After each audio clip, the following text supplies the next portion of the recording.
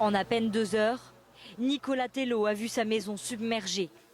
Les meubles, les jouets de ses enfants ou encore ses affaires personnelles, tout a été détruit. Donc là, le trou qui est ici, avant, il y avait une jolie baie vitrée en bois, et donc avec l'eau qui est montée, la pression l'a complètement arrachée, donc toute l'eau s'est engouffrée dans la pièce, et ça a déplacé le canapé qui était là, qui était quand même assez lourd, qui est sorti, ça a fait rentrer les tables, la table du jardin est rentrée, la table de salle à manger est sortie, enfin c'était sans dessus dessous.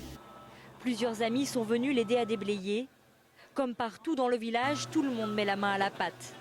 Les équipes s'organisent.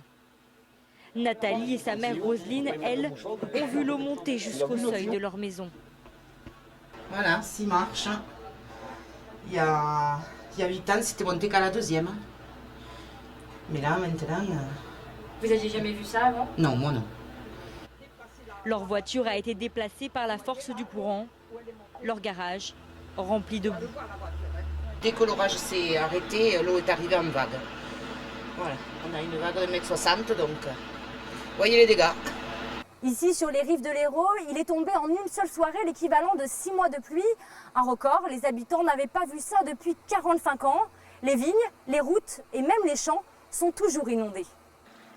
Au bout de ce chemin, impraticable, la propriété de Jean de Grave. Agriculteurs, ces 75 hectares de terre ont tous été inondés. Et là, c'est une parcelle de maïs semence. Il y avait un peu plus de 40 hectares de maïs semence. Et de l'autre côté, c'était une parcelle de tournesol semence d'un peu plus de 16 hectares. La crue de l'Hérault et les fortes précipitations ont endommagé ces terrains. Aujourd'hui, l'agriculteur sait qu'il lui faudra plusieurs mois pour pouvoir cultiver à nouveau.